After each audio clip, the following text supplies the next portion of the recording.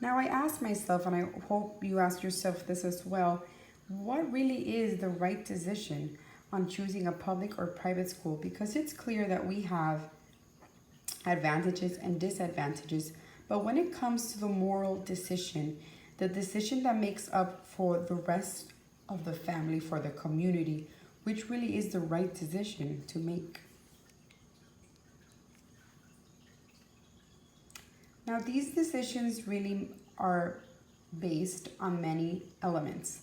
First element is finances, okay? The state ratio of funding remains significantly lower than 50%, and this is on among urban schools. Now, the state budget it plays a big role as it depends on the increase and decrease in schools' academic advantages. So it depends on what kind of activities and programs a school can do, but they need to look at the state budget primarily. And raising school taxes in urban areas is difficult because most depend on real estate and housing. And there's a liability when it comes to providing urban schools with additional resources because that means that they need to look for additional funding. So the finance of urban schools is a big one. Now, ethics on urban schools, I noticed that this is a big impact because the ethical impact in most urban and city schools has made a big impact with student citizenship. And it really depends on their ethical character to continue in the school.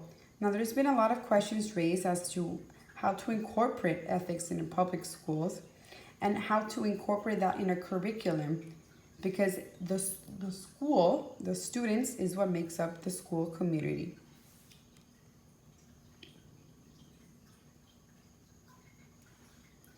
Now, an interesting fact that I noticed about urban schools is that it wasn't like this before. Urban education during the progressive era was very different. It was mainly based on the powerful and the rich, and they were very responsible for the social activism and political reform.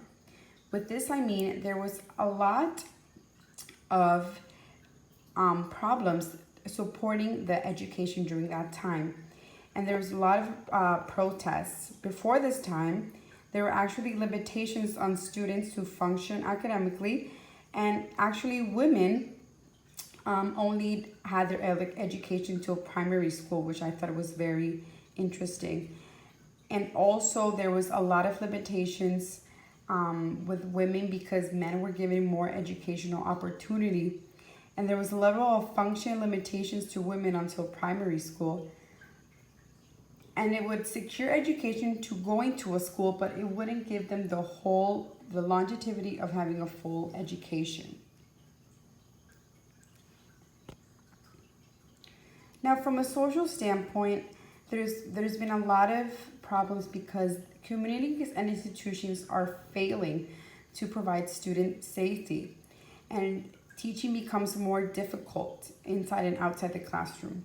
Urban schools are more likely to fall under violence, drugs, homelessness, and joblessness.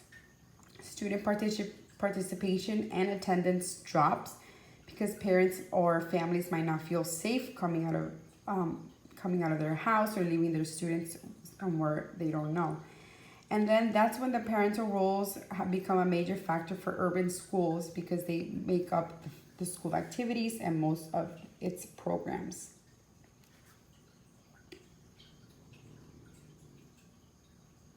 Now, from another financial standpoint, there's a gap between student achievements and on the federal dollars.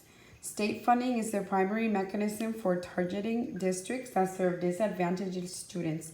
So those disadvantaged students depend a lot on those federal dollars and the state funds. And funding evidently depends on the interaction of the community for those disadvantaged students. So it's kind of a domino effect. So students have to make sure they're providing for the community in order for the state to provide those funds. Now, after carefully looking into all of elements from urban schools, I was able to compare it to the experiences I've had. And from the urban